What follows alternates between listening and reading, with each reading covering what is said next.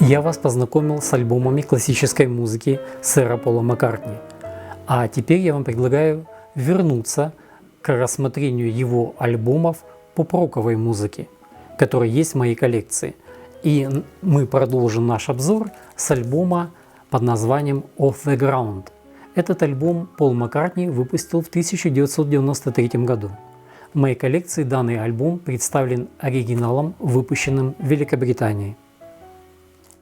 Off the Ground – это первый студийный альбом Маккартни 90-х годов.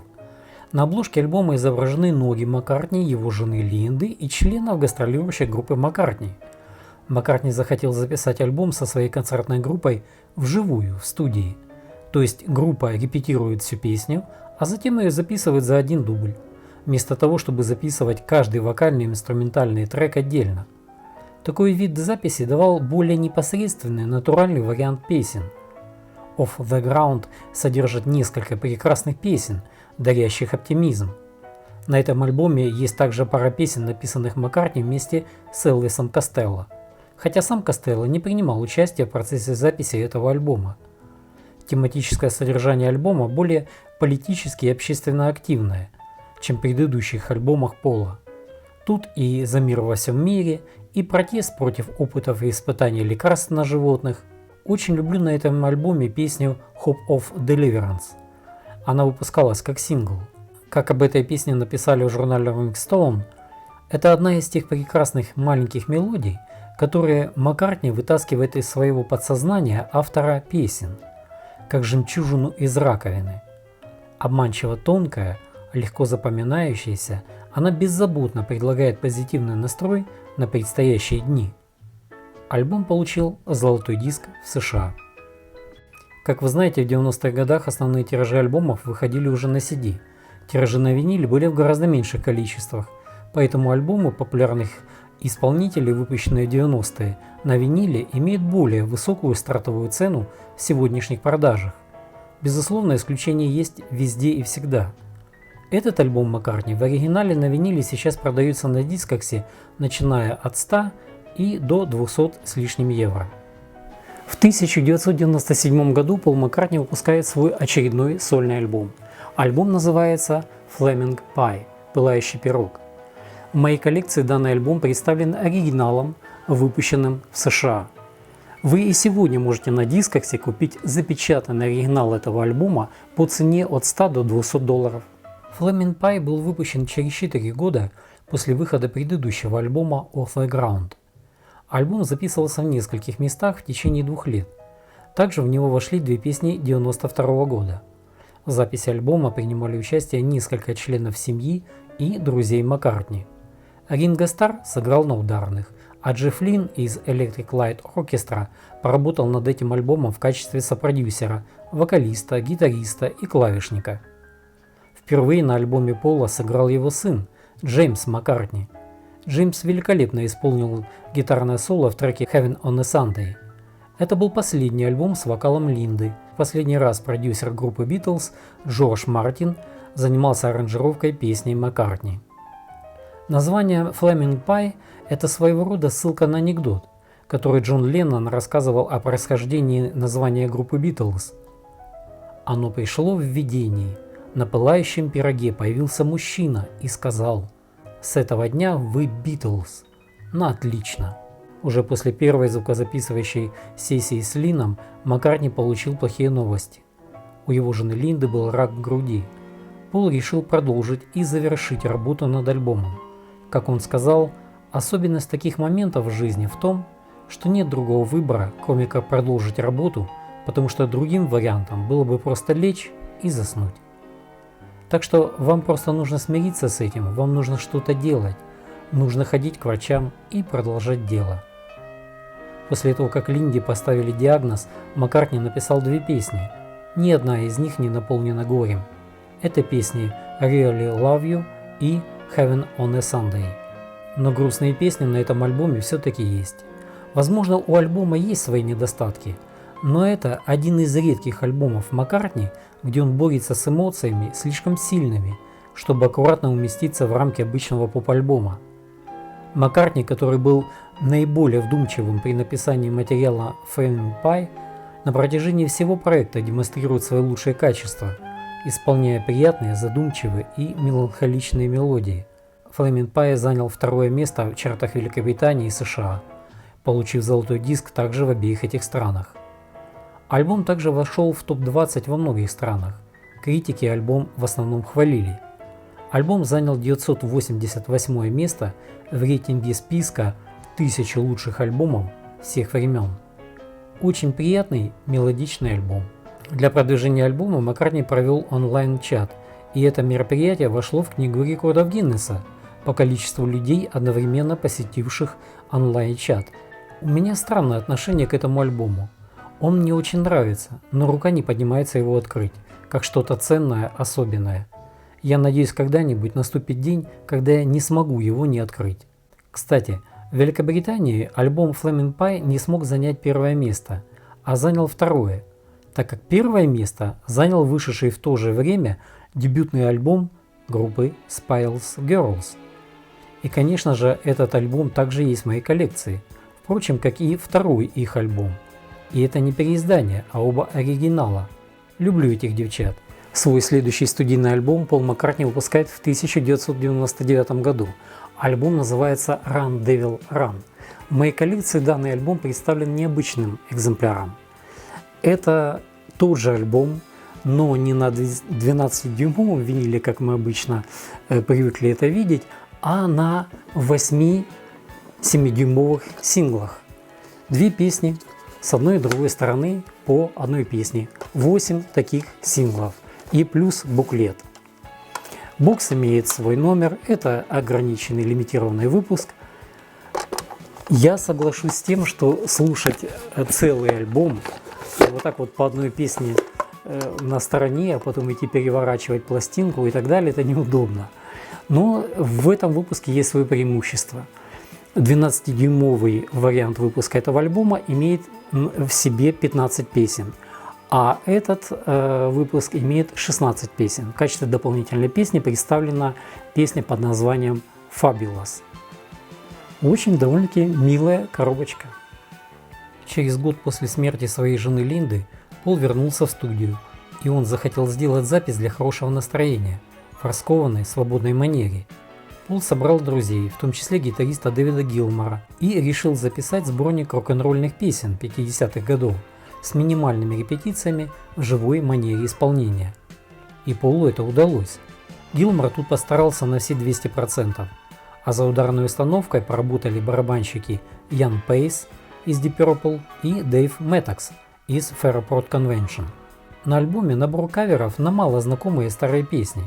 Только 3 из них были популярными на радио, другие известны только поклонникам, и они не были всем известными стандартами рок-н-ролла.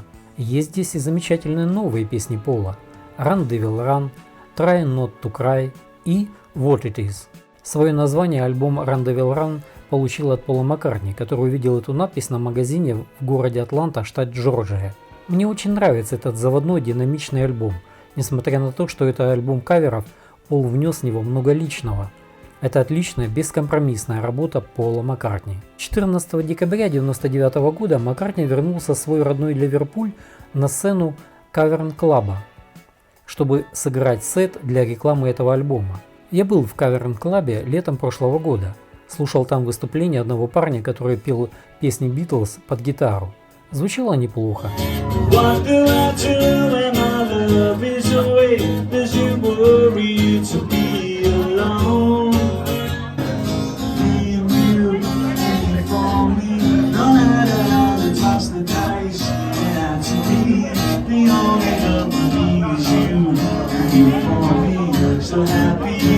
To break free, I want to break free. I want to break free from your lies. You're so self-satisfied. I don't need you. I want to break free. It's your vision. God knows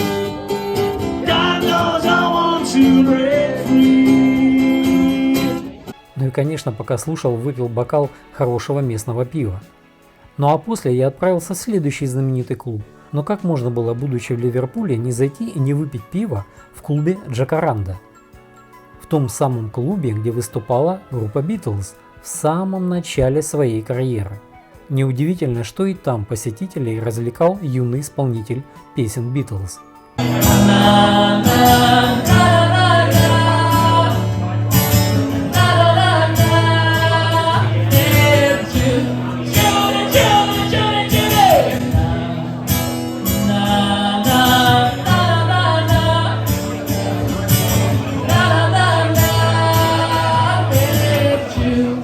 Свой очередной студийный альбом Пол Маккартни выпускает в 2001 году. Альбом называется Driving Rain – «Проливной дождь». Альбом этот выходил на виниле всего лишь в количестве 2000 штук. Переиздания этого альбома до сих пор не было. Поэтому этот альбом сегодня на дискоксе стоит от 200 до 300 евро. Я очень рад, что у меня есть оригинал этого альбома. На обложке альбома мы видим фотографию, сделанную наручными часами Casio со встроенной камерой. В записи альбома участвовала гастрольная группа Маккартни, а также здесь мы видим участие в записи одного из моих любимых гитаристов Эрика Клэптона. И впервые мы видим на этом альбоме песни, записанные в соавторстве Пола с его сыном Джеймсом. Это трек Back in the Sunshine Again и Spinning on an Axis. Конечно, Джеймс также поработал на гитаре для записи этого отцовского альбома. 11 сентября 2001 года, когда произошли трагические террористические атаки в Нью-Йорке, Маккартни как раз был в Нью-Йорке и был свидетелем тех страшных событий. Возмущенный трагедией, он как настоящий творческий человек отреагировал и сочинил песню Freedom и помог организовать концерт для Нью-Йорка. Это большое звездное шоу в Мэдисон Сквер Гардене 20 октября. Песня Freedom также вошла в альбом Driving Rain. Две песни, прямолинейную хард-роковую About You и трек Heather, построенный как длинное яркое фортепиано-арпеджио, Пол написал для Heather Mills, в знак благодарности за ее поддержку в трудные дни после смерти его первой жены Линды. Тематически альбом балансирует между скорбью Маккартни после смерти его жены Линды и надеждой на новую любовь с его тогдашней девушкой и будущей женой Heather Mills. Альбом следует свободной хронологии личной жизни Маккартни, с чередующимися моментами тьмы и света. Альбом Driving Rain достиг 46-го места в чарте Великобритании и поднялся на 26-е место в чарте США, получив золотой диск. От критиков в основном альбом получил положительные отзывы. Музыкальный обозреватель на сайте AllMusic написал об этом альбоме: богатый, многослойный, амбициозный и успешный. На этом альбоме можно найти множество музыкальных разнообразий, как стилистически, так и тонально. Я лично воспринимаю этот альбом как особую, выделяющуюся работу Маккартни. Если выйдет переиздание этого альбома по стандартной цене, рекомендую вам приобрести этот альбом. Свой очередной студийный альбом Пол Маккартни выпускает в 2005 году. Альбом называется Chaos and Creation in the Backyard – «Хаос и созидание на заднем дворе». В моей коллекции данный альбом представлен оригиналом, выпущенным в ЕС. Вы сегодня можете купить оригинал этого альбома на дискоксе по цене от 100 до 300 евро. Но, к великому счастью, в 2018 году был перевыпуск этого альбома. И теперь вы можете купить себе экземпляр, перевыпущенный экземпляр этого альбома по цене до 30 евро. На обложке альбома Chaos and Creation in the Backyard мы видим фото, которое сделал во дворе их семьи в Ливерпуле брат Пола, Майк Маккартни, о котором мы уже говорили в этом выпуске. На фотообложке альбома Пол играет на гитаре на заднем дворе. Сначала это фото называли «Пол под стиркой», а после назвали «Наш ребенок через мамины сетчатые шторы». Альбом продюсировал Найджел Годдрич, работавший с известными исполнителями, к примеру, такими как группа Radiohead, U2, Рэм и другими. Маккартни вспоминал о работе с Найджелом над этим альбомом. Найджел отказался разрешить мне петь песни, которые ему не нравились, что было очень дерзко с его стороны. Маккартни как-то признался журналисту Associated Press, что была пара моментов, когда он уже думал про себя, а не уволить ли этого парня. В конце концов, Пол начал ценить идеи Годдрича, и они вместе создали работу, которая звучала по-настоящему просто, прямолинейно и проникновенно. Альбом получился задумчивый, очаровательный, приглушенный и интригующий. На этом сольном альбоме Маккартни играет почти на всех инструментах.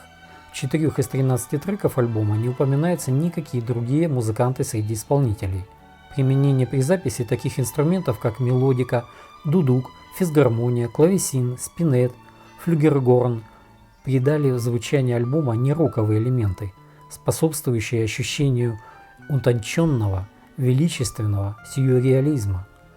Альбом увлекает вас в мир изменчивых музыкальных идей. Chaos and Creation in the Backyard, возможно, стал самым мрачным альбомом Маккартни.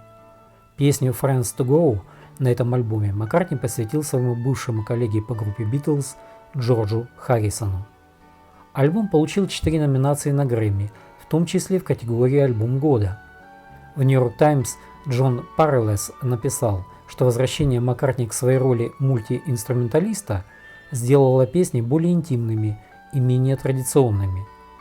Это еще один мой любимый альбом в дискографии Сара Пола. В США альбом поднялся на 6-й номер в чарте Billboard 200, в Великобритании на 10-е место.